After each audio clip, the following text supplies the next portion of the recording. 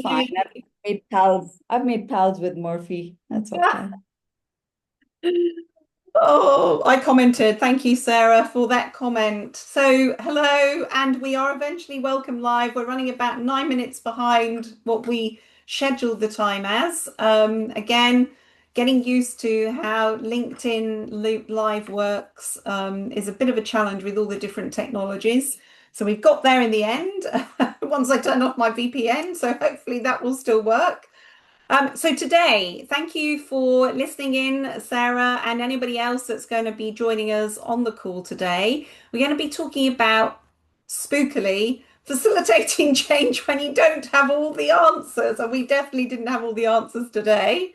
So we're going to be having a chat about why a facilitative stance beats certainty or expert certainty in complex change, and that uncomfortable position that you can sometimes find yourself in when you are the change person and everybody looks to you in the room for all the answers. So let's get to it. Sarika, have you ever felt that sort of pressure to perform when you don't necessarily know all the answers? To be honest, no, actually, never, because I've always been upfront. And I think I just put out something also yesterday. It was just last week, and everybody was looking to me for advice. And I was like, well, I don't know, but how about we just, look for perspectives that we haven't explored as yet? And then I put the invitation back to everybody in the room because, and that's what our meetup is also about, right? I don't know what I don't know, and together we know. And that's what we want to be able to say. But having said all of this, specifically in my context, I would say not everybody can do that because you're right. I mean, as a leader, first of all, you're expected to know. Now, of course, there were people in the room who were like, ah, she doesn't know, and she's going to lead us to where? Because she doesn't know, right? But I think if you give it that space and time, that question automatically moves Yeah. because people realize, oh, that's what she's done. She's unlocking our potential by giving us that space and also jumping in together with everybody in the room pretty much as an equal, right? I mean, Yeah. why am I better than you in finding the solution? For all I know, you all might be better than me. And it's not about comparing, right? It's about the brilliance you have in the room. Yeah. And basically just making that shift from telling people a solution to asking questions or nudging in the right direction Yeah. and hopefully getting some ideas. Yeah. Yeah. Yeah. Yeah, definitely. It's interesting. And I want to pick up on what you said there about holding the space because ironically, I've been doing a lot of sort of research and reading around this concept of holding the space and what does it actually mean? That Mm. sort of what are you actually doing in the room? And it's kind of an area that's fascinated me for a long time. That as coaches, that's what we're doing. And when we're facilitating, we are in effect holding the space. We're creating that container that enables people to explore in a safe way and sometimes in a challenging way as well, because you want that sort of disagreement and discussion, because that is then going to surface more ideas and potentially more options. So that's what we're doing, both as coaches and facilitators, is holding that space for other people for their brilliance to shine. Exactly, because it is never about you. It is about, and actually, it's not even about everybody in the room. It is about moving everybody towards a certain goal, towards a certain purpose that we together can, help each other reach. And Yeah, I think that's why it's not about us as the leader at all. And that makes it easier, though I hear from a lot of leaders, and I'm sure you do because we both, coach leaders too. So people struggle with it, right? Because you are looked at as you know it all. And I'm like, you can't know it all. First of all, the world is too complex. I can't know it all. I mean, if we knew it all, we would be like streaming this like butter. yes, We didn't, you but know, we managed it somehow. But I don't think only I could have done it. I don't think only you could have done it. Together we tried, and we were even going for the last option. Okay, let's stop everything. Let's do it again.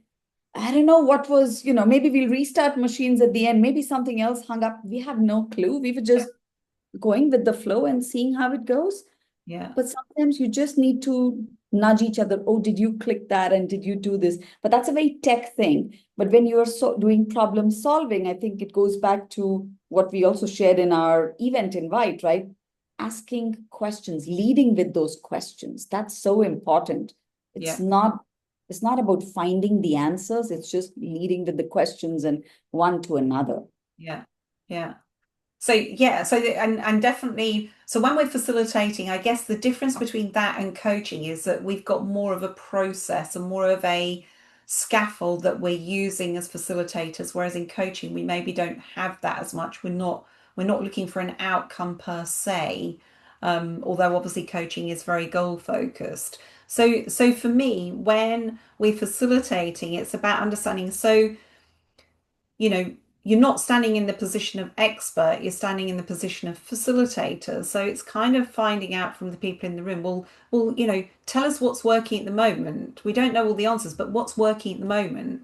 Let's see, is there maybe something in there that we're doing that we could actually do more of? Um, and then when you've explored that, you can then go into and these are great coaching questions as well, obviously. What is happening that's not going so well? And why is that? What do you think is the cause of that? So you kind of get the conversation going. And then once you've had that exploratory sort of, drains up kind of thing, then you can get into, okay, so what would be the best, worst outcome from today's conversation kind of thing. So you get that thinking going. Yeah. Does that I does like, that make sense? I like that. Yeah, yeah, yeah. No, and I think just to what you were saying also some time back, right? It's about saying what we know about the context, or what do we really know about something today. I think it's about and we talk about a lot of this in our change spaces, of course, also coaching and facilitation. It's about sense making. Yeah. It's about navigating, what do I want to say? Navigating that uncertain space. Because the moment we get that question from people, it's like leaders know it all. It's Yeah. more like there is certainty in that question itself, right? When you look to a leader for direction, you're looking for certainty, and that's pretty human. Yeah. And Yeah. I'm okay with that, but the world is not like that anymore, right? So there's no certainty. And that is more the reason why the brilliance in the room is needed, because you might have a perspective or an experience that I don't share. And I'll be like, oh my God, I think what Rose said definitely makes sense. What if I mix what she said with what XYZ said? And can we do something together about it? And I Yeah. think it's just making sense of what everybody is saying and then putting that together in some way, or even deleting what some things were said, because it's not about you said something awesome or I said something that didn't sound right. It's about what's important to move forward. Again, it's having the space to move those conversations forward with a facilitative stance, right? Yeah. Yeah. And so something that you said there in terms of when leaders get asked questions, I think having been, and you've been in these roles before, when you're a leader, there's always a kind of unspoken pressure on you to answer questions. Like when you're doing town halls and things, you always have to have an answer. And so if we take that facilitator stance instead of the expert stance, it would be something like, instead of giving an answer, you might say, well, that's an interesting question. I hadn't actually thought of it like that. I'm curious, what's kind of behind that question, or what is the context of the question, or something. So you actually explore the question rather than the answer to the question. So you are moving away from immediately going into that expert sort of train of thought. You're actually keeping it at that curiosity level, and you're inviting the other person as well to be curious about what was that question, what was the context of the question, what was behind it, what's the perspective of the question, because questions always have a story. Yes. Yes, and I'm just gonna say, I think you framed it really well. The way I'm gonna just extract out of all of that and say is we want to move then from being experts to being enablers. That's exactly what you said. Yeah, yeah, yeah, Whether that's enabling the conversation with leading questions, whether that's rephrasing questions, whether that's holding space, it's just being that enabler. yeah. And I think enabling the conversation is a really great reframe, because what you're then doing is you take it, you're getting a more nuanced conversation about what's really going on, um, and the narrative that is behind it. And then together, you can then see it, it's in front of you. So you can then explore it together and say, okay, so what are we noticing? What have we learned? What are we going to do with what we've learned? Um, and what other perspectives are there out there? Listening into this conversation, what's your take on what the conversation is about? What are you taking from this? So it then kind of moves the conversation in a direction from expertise and knowing the answer to one of exploring and curiosity and possibility, that and allowing that I love this phrase, and I can't remember where it came from, where I first read it, so I can't source it, but that emergent wisdom. I love that concept of emergent wisdom, that it comes out of the conversation. Yeah. Yeah. So I think, and I don't know how long do we have? Do we still have more time to We talk? Or do, we do. Yeah. okay, so maybe 4 more minutes or something. We're on 20 past five, so we started at 9 minutes past five, so we've got a good 10 Right. minutes. Yeah, yeah, Okay.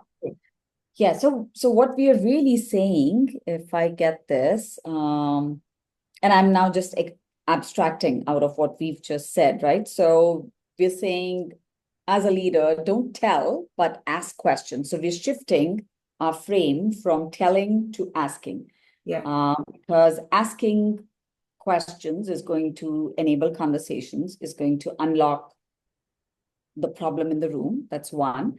Uh, and this we are saying because of the brilliant minds in the room that we have, we are also saying that this can only be done by co-creating things in the room, right? It's all about co-creation. I can't do it alone. You can't do it alone.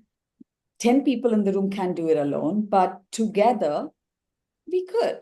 So if we put all minds at work, then we are probably going to shift that conversation in some good direction forward, because then we're all agreeing. So for me, that's also about shared ownership, yeah, because that way I'm not telling people what to do, but they're actually going to co-own whatever they come up with, and nobody is going to even, yeah. So that's, for me, that's also bypassing resistance in terms of, solving issues, and they're like, oh, this is our solution, let's be happy about it, right? yeah, So yeah.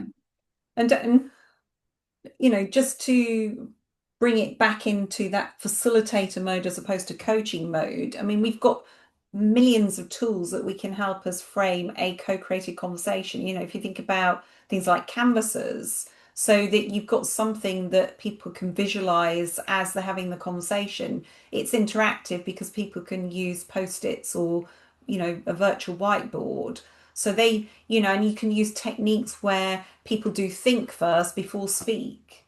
So, these are all different techniques for getting that emergent conversation going, that we as a facilitator, and then our expertise isn't in the topic, the content, it's in how we help nurture those kind of more nuanced conversations where solutions emerge from building and co-creating together, love it. I love it. which in effect we've just done now, haven't we? Yes, we did. We're actually doing exactly that. And I think the beauty is the answer lies in the room mostly. Most of the time, the answer will lie in the room. It's just about us as leaders being able to nudge that conversation forward and figuring out, how we can move the conversations and move people's potential to unlock the answers. Yeah, yeah. So what, in your mind and your experience, what do you think drives that behavior of wanting to be the expert? Just let's go back to that again. What is it that you think is driving that? I think it's the way leaders have led traditionally. And when I started my response to your first question, right, I said, I think I've never done that. And if I go back to when I was first a leader, and there was one project or program actually that I was hired for, like from elsewhere in the world to working elsewhere in the world. And I don't want to purposely give geographies because then it makes it very obvious. Yeah. And Yeah. I'm not allowed to do that. Yeah. So, but if those people are watching, they will know exactly which program I'm referring to. It's quite easy. I think it was a jaw dropper also in terms of culture when I first said, I don't know how to do this, but looks like all of you in the room actually know how to do this, and you guys are going to help me do this, and I'm going to help you do this. And they were like, she just said she doesn't know how to do this. So that itself is a jaw dropper Yeah. because it's like, so we've hired her from somewhere else, and she's coming here as our leader, and she's saying she doesn't know how to do this. I mean, what the hell does that mean, right? So if I go back to that traditional approach to leading that people are used to, as a leader, you're not allowed to say, I don't know, because you're a leader because you know it all. And that's not true. That's Yeah. really not true. Especially post-internet times, I would say, at least let's say it's not true. I don't want to, I mean, I've been a manager, I've been a leader, I've had my own growth journeys, but I know if I don't know something, I'm quite happy to be vulnerable and say, okay, I don't know this, but let's get help, right? Maybe all of us in the room, or if we need to get an expert from somewhere else who can help us, let's do that because I don't know. And in that story that I was sharing, when all of this was happening, it took a few minutes for people to then realize and say, it makes sense because this invitation is open, and there was so much conflict, there were so many challenges already existing that me saying that actually shut down a few things but opened up more doors for people, and they were like, oh, that would never have happened had she not said this, Yeah. and we had looked to her for direction, but the answers we found out together later were beautiful. And Yeah. then later on, of course, our program became like the benchmark and all of that, all the good things happen, but it starts by you saying, I don't know what I Yeah. don't know. Yeah. Yeah. It's interesting because, as you know, I've written on this subject of what is leadership, and my preferred model of leadership is one that focuses on functions, not the great man theory of leadership or Mhm. traits and characteristics. And when you look at the functions of leadership, and obviously I'm biased because I am biased towards self-organizing teams, and I know they're not always appropriate in every scenario. However, when you look at the functional model of leadership, there are very few things that the team can't do for themselves in terms of leading. And the role, in my view, having read the literature and having worked in big corporate organizations, the role that the leader really can help the team with is that sort of supporting the team in the organizational system. So, making sure that they've got resources, helping them navigate politics, all those kind of things. That's what the leader can help them with. They don't need to be the expert on the content. And if, in fact, if they are the expert on the content, it probably means that they're not leading and managing, they're probably doing. And sometimes that might help the team. Often, though, where the team needs that support is in all of those other supporting areas, which the leader can do because they've got the power and authority in the organization that potentially the team members don't have. So yeah, that was kind of what was coming to mind when you were talking about that, because it kind of resonated with that sort of mental model that I have in my mind around leadership. Oh, totally. And that's where, and you and I both connect on Management 3.0, where we specifically say the role of the new leader in today's complex, uncertain world is really that of a gardener. Yeah. And so as a gardener, I am going to nurture my team. I am also going to protect them from the wrong light, the wrong water, the wrong winds. And maybe I'm going to protect some people differently and others because their motivation to grow will be different, Yeah. all of that. So Yeah. if I just plant that seed Yeah. for this conversation, I think leaders today have to behave differently because what worked then with the command and control where, the leader tells is very different from how it is today. And I think some of the best answers, not even going to self-organizing teams, but and that could be another conversation we could do all together. It's large enough. But I think if you just look at a team and you have a leader, I would want to make myself totally redundant so that my team can thrive, right? It's like the role of a scrum master, that my team should be able to function without me being there. I should be able to protect them also from external impediments or whatever external forces that are not good for team thriving, etc. So if I can do that, having said that, it doesn't mean my team has to work in like a silo bubble. No. That's not what I'm saying, right? But do the role well enough. And well, if I have to take a command and control role sometimes, well, it's adapting my role to leadership. I might have to adapt and play a different role, but mostly doesn't go away from being the enabler. I have to be the enabler today, right? Yeah. And if we think about situation as well, so the situational leadership model, there will be certain times when you do have to be more directive, because if you're in time of crisis or chaos, then you clearly need to be acting in a very different way to normal situations. So that you do also, context is definitely king. So you do need to bear that in mind as well. So again, conscious of time and not wanting to keep people who are on the call, thanks for joining us, longer than we anticipated. Do we want to talk about how we're going to develop this further? Because we think that we probably will be moving this into a more formal arrangement in terms of how we sort of talk about facilitation and moving from expert to facilitator.